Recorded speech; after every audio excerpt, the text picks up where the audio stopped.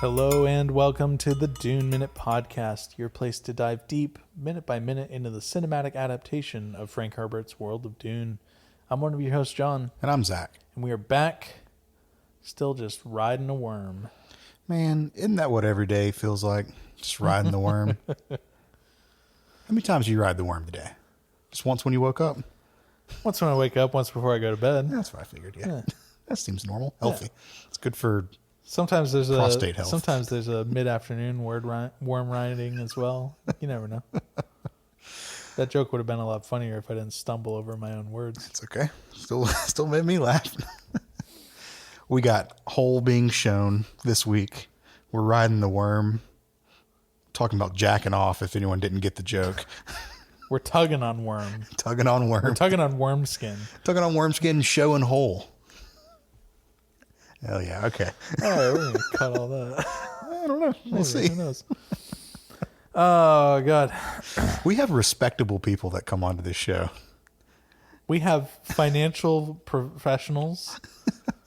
We have professional podcasters that create so many hours of content a week. I have friends that I respect. I have my longest running in-person friend is a guest.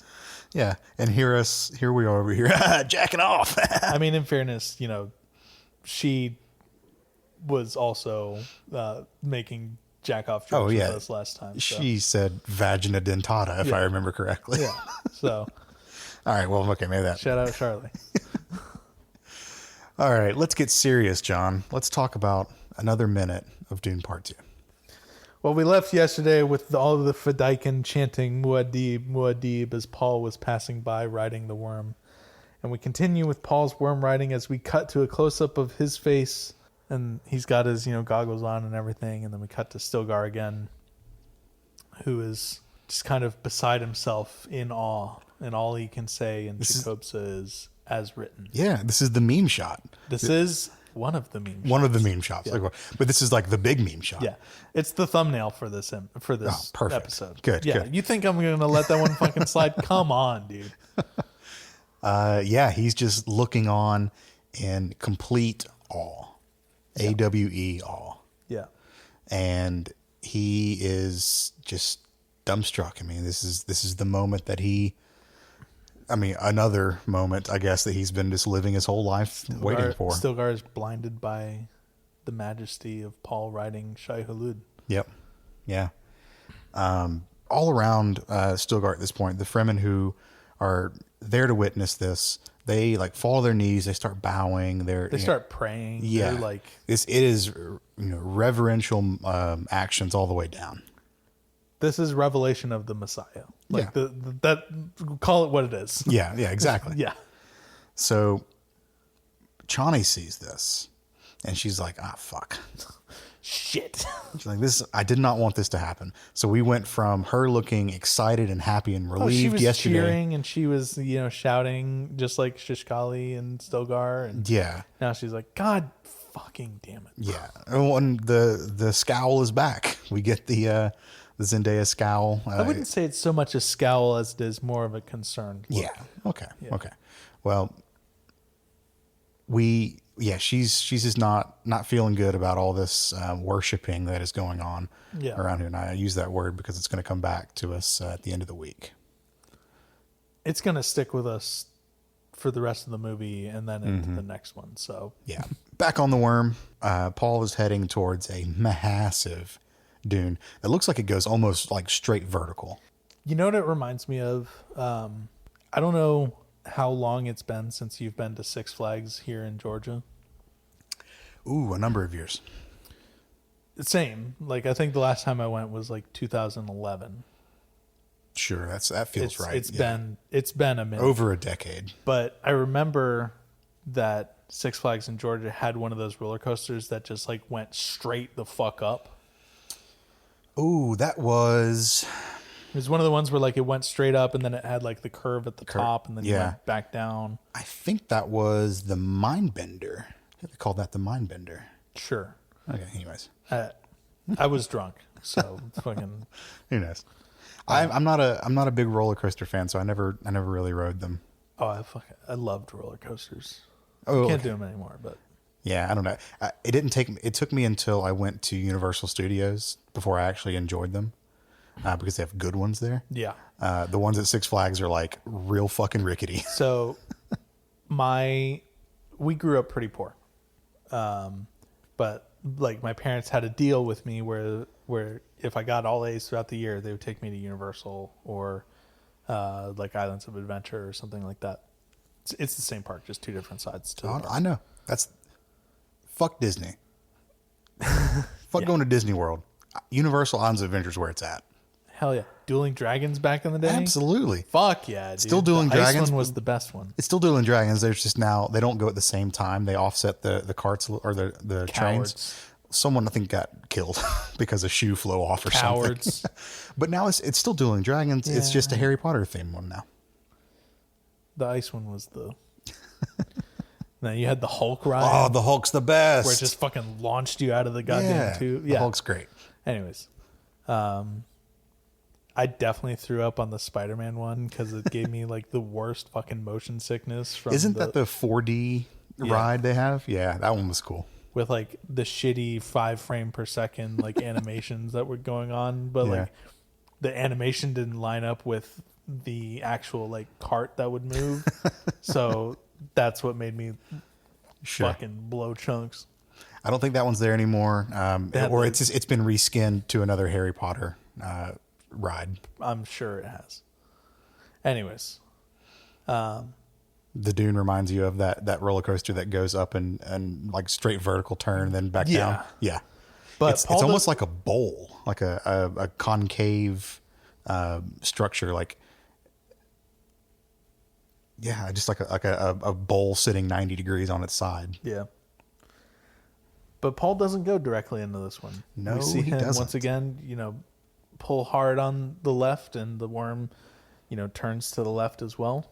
And we see him instead go towards another dune that's a bit easier to, crest and go over the top of. Right. And as Paul is doing this, he, goes up over the dune, and we kind of have like a weird, it's not entirely silence, but a moment of like complete peace and serenity as like the worm is like cresting it, and he's just like looking out over the huge open desert and everything. Yeah, it's got to feel cool, man. It's got to feel like a exhilarating thing. Once you're It's stable, like when you go over a bump in the road and you feel yourself like kind of like go up out of your seat a little bit. Sure.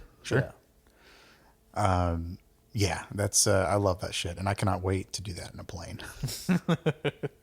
That's one thing that I remember when my brother took me flying is doing stuff like that. Yeah. Which real fun stuff. Love it. So I don't like roller coasters, but I love doing shit like that. All right. It's the upside down part that I don't enjoy. Oh, I love that shit. Nah, I don't like loop-de-loops and stuff like that.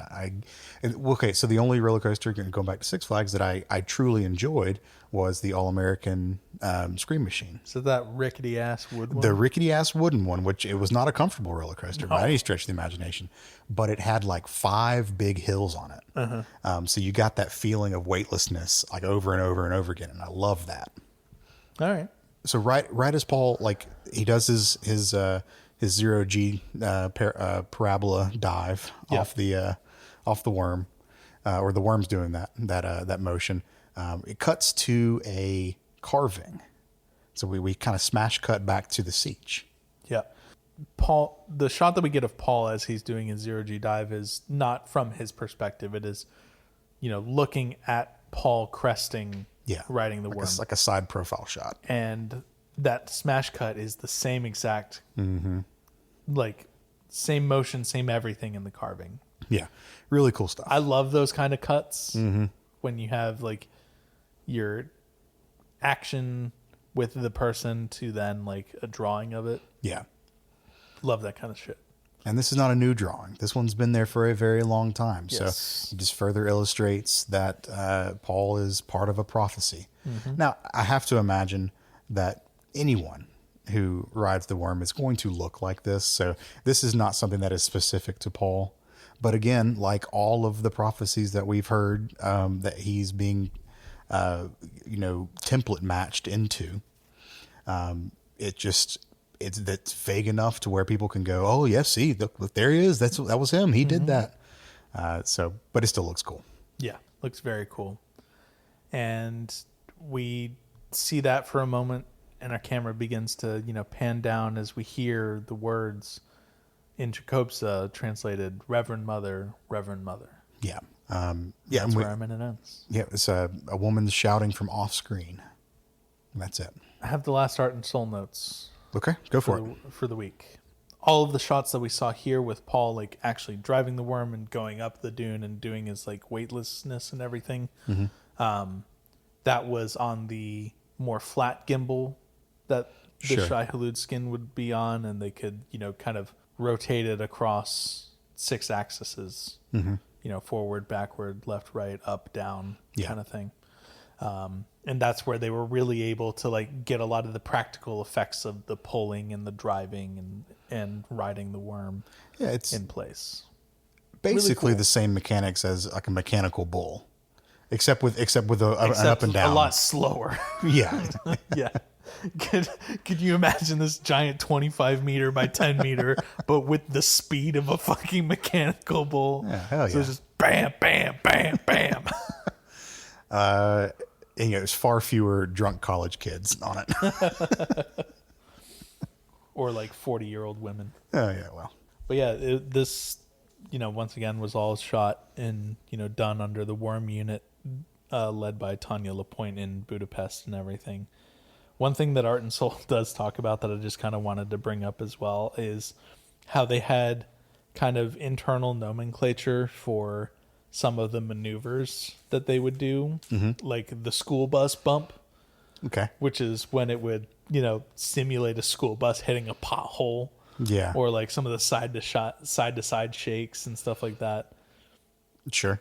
It's just fun little, Hell yeah. Sit in the back of the bus and get like launched to the ceiling when you hit a speed bump. Hell yeah, dude. I remember that. Did you guys ever do the thing where you would like also tap the top whenever you go over the train tracks or whatever? No, we never did that. Oh. No.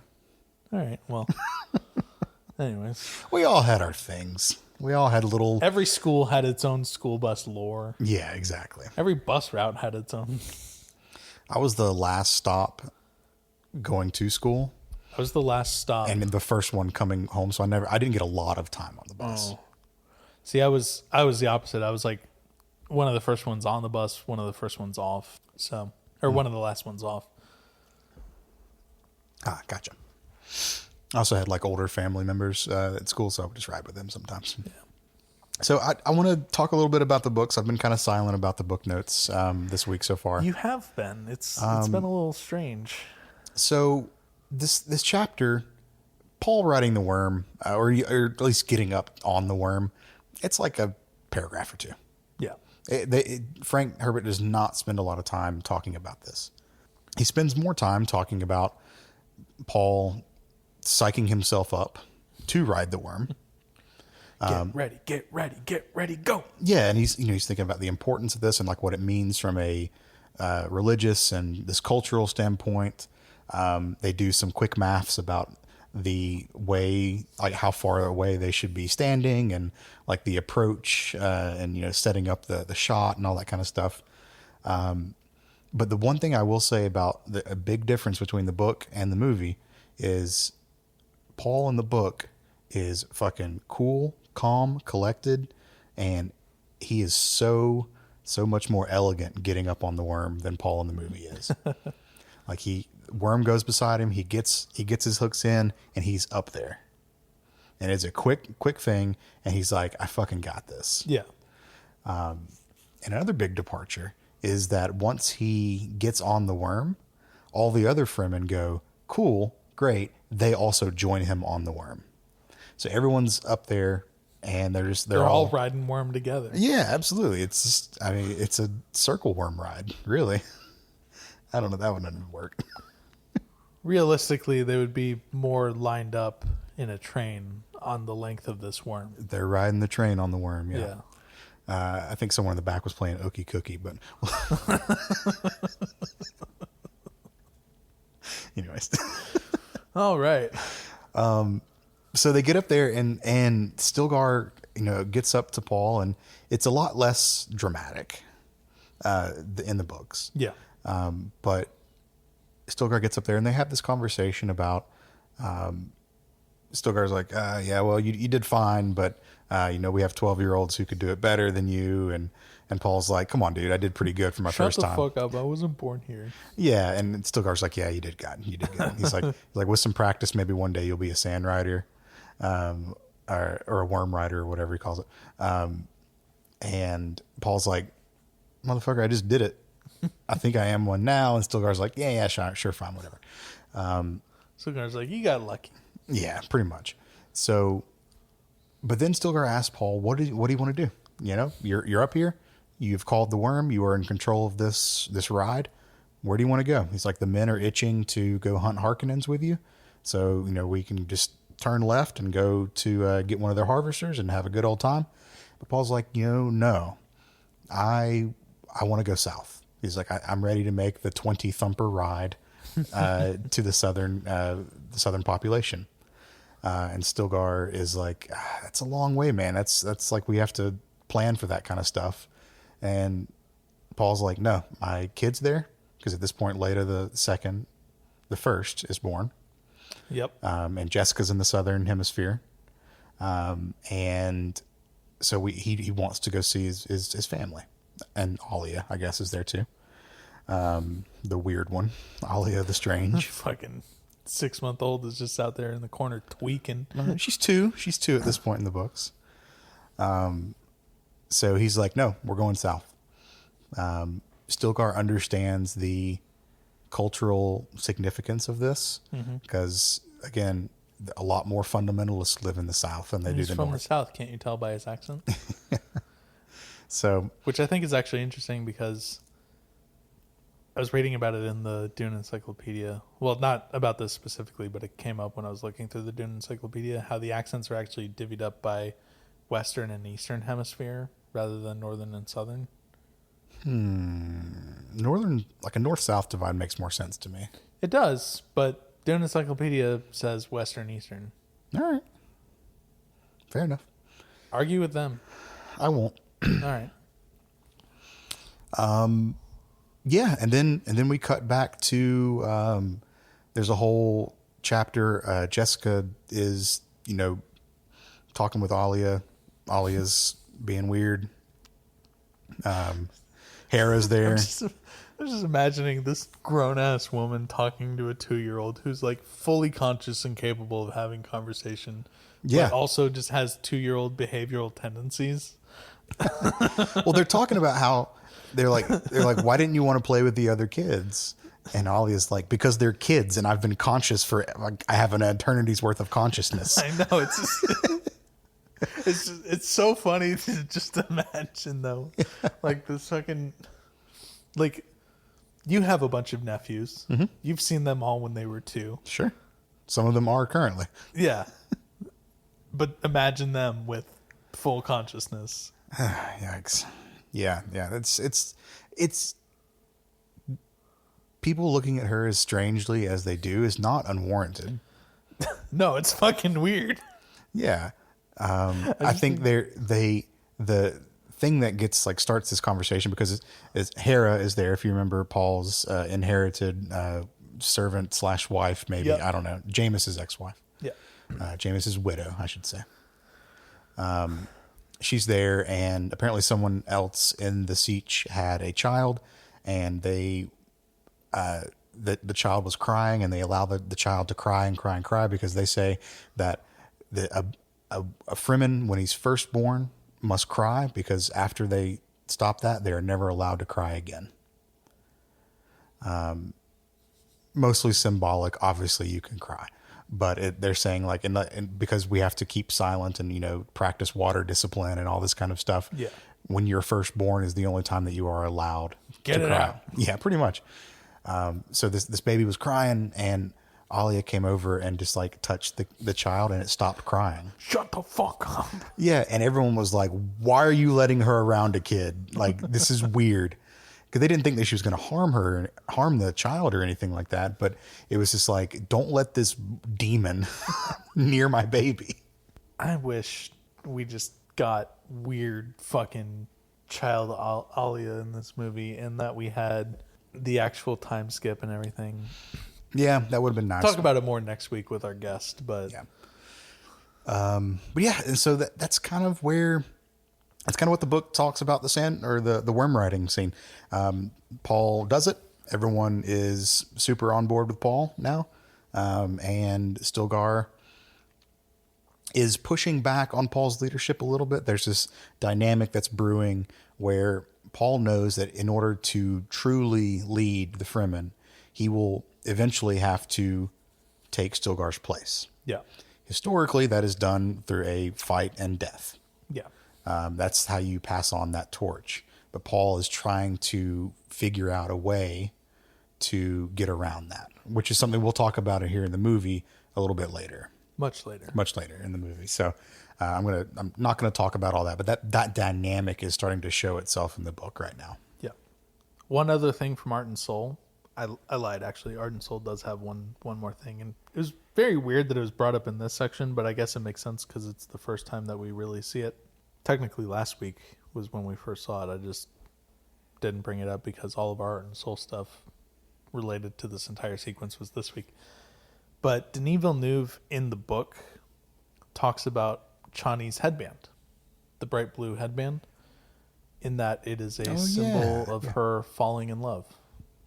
Apparently, according to the filmmakers, when Fremen fall in love, they wear a bright blue headband. Okay. So I dig it. Well, it looks good. The more you know. She looks good in that blue. It's very nice blue. Yeah. You brought some chairs over that were in your storage unit that you're no longer using. Yeah. It's almost the same color blue, actually. That is very true. They are almost the same color. Anyways. Well, that does not mean I love you. Fuck you. Bitch. All right, cool. Well, that is all I have for book notes this week. What do you say we come back tomorrow and talk a little bit more about what this lady running in saying, Reverend Mother, Reverend Mother. Let's talk a little bit more about that. Yeah, Jessica's back in the movie. Let's talk about that tomorrow. As always, you can find us online. We are in several places. You can find us on Blue Sky at duneminute.com, and you can email duneminute@gmail.com if you'd like to get in touch with us. We'll be back tomorrow with another episode of the Dune Minute podcast. Have a good one. See ya.